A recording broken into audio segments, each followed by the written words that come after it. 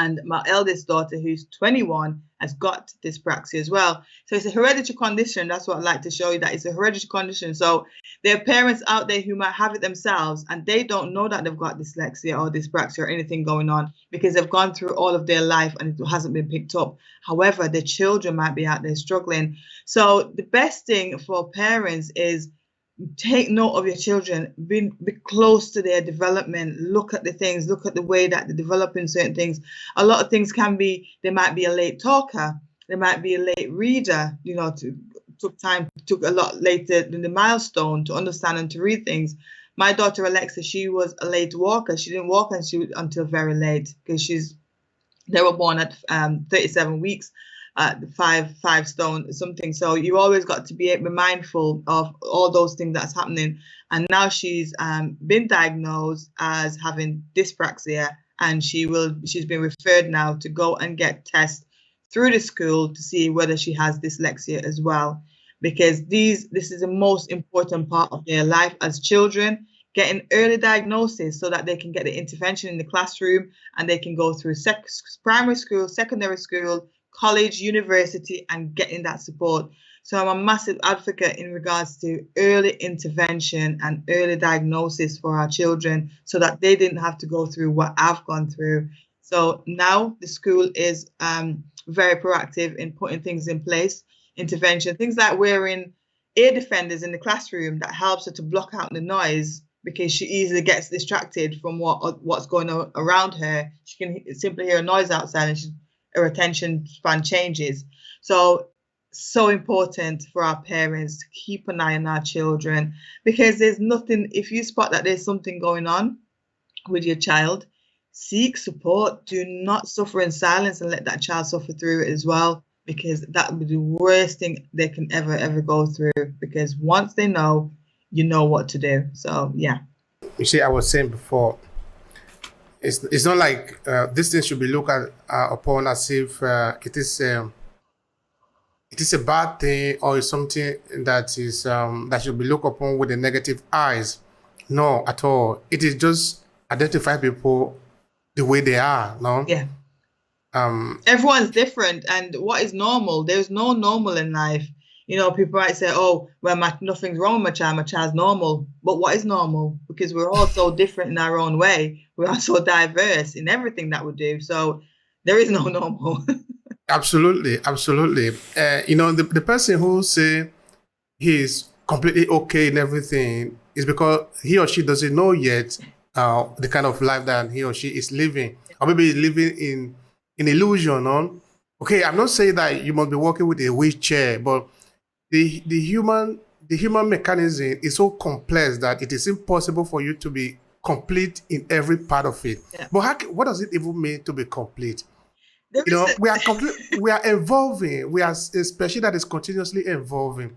For us to evolve, meaning we are transforming. If you are complete, meaning you remain where you are, that is your end, you are dead.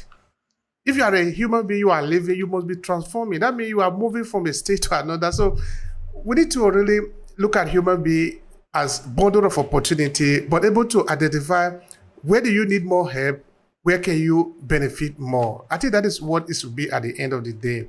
And now we are talking of dyslexia. I can tell you that it is only recently that I begin to hear that word, because I've interviewed somebody before who made mention of it referring to children. But now look at an entire community where I've never heard of that. Yeah. But does it mean it never happened there? Does it mean people don't suffer for that in those communities? Okay, so there's so much greatness that's within our community, and statistics have shown that they're saying that it's 1 in 10 people that have dyslexia. The statistics have changed to 1 in 5, but I will argue with that statistic to say that it's still not correct. For example, the other day I was in a room with 2 other people, and the 3 of us was dyslexic. Now that's a massive show to say that it is a lot less than 1 in 5. You know, it's there in our community, but it maybe was never picked up because of the awareness. So if people don't know about it, they don't know what it is. There was a TV program by Steve McQueen, who's one of the greatest film writer in the UK. He's also dyslexic.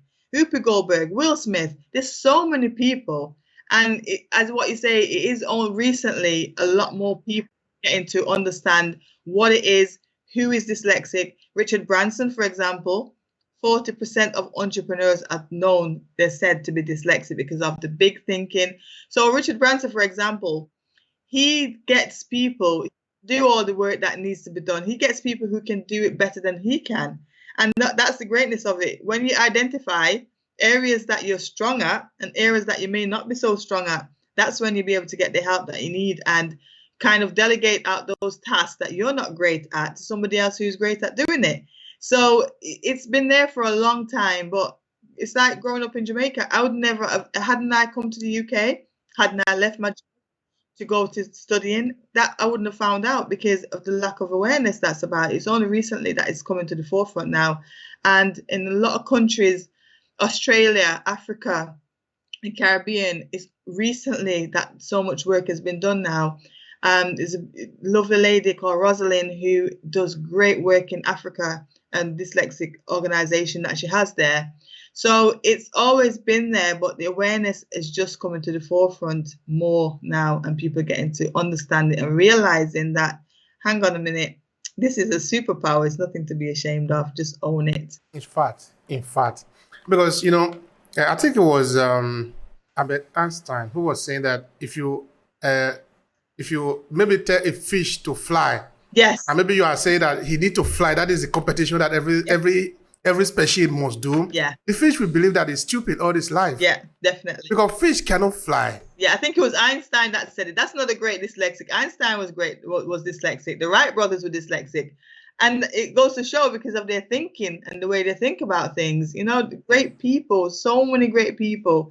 I think they said that Picasso was as well, because of the creativity that we have. You know, we like to create things, we like to do things. And invent things as well. That's another thing, strength of dyslexic, because we see the bigger picture, we see things in a different way. Yeah, that's correct.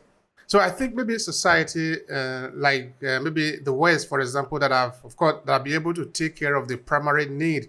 Because what is happening maybe in countries in Africa or maybe in the Caribbean, it's not that people are stupid. It's not that people don't want to take care of also this extra work. It's just because people are suffering to survive. They don't have food to eat. So if you don't have food to eat, you can't talk about philosophy. You can't talk about the high engineering. You just want to live. You just want to survive.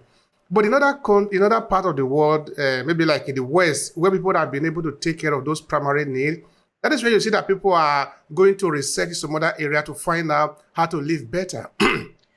To identify some of these conditions in human being is actually to make human being live better life. Because now you understand that you don't need to use the ear now, but you can use the senses that you have around you. That is an antenna that helps you to pick up signal. Maybe you can't hear this one that is very close to you, but you can hear the one that is far away. You need to train yourself for this. But if you don't know that you have that as a condition, you will not develop the other part, which means you are going to be living with a lot of limitation. Yeah.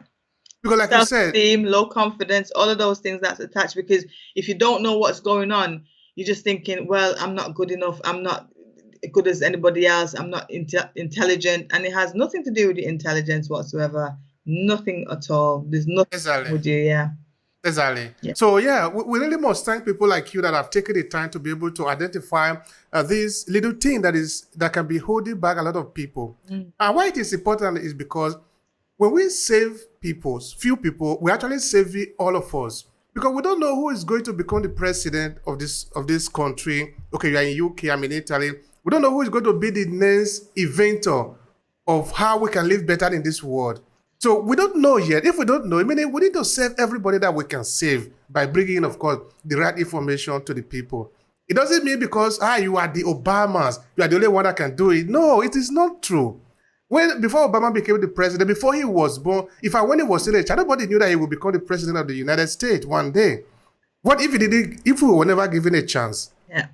So all of us need a chance. So that is very important. So tell me now about the sensitization project that you do in this area. Now you know what it is. It affects you. It affects your household. It affects also some people that you know. So you know now that it is important that you go out you do this work, and you are doing it with passion. So tell me, what do you do exactly? Okay, so what I do, I I love to do inspirational talks for organizations as well, within the workplace, because I was that one in the workplace who was undiagnosed and didn't know what was going on.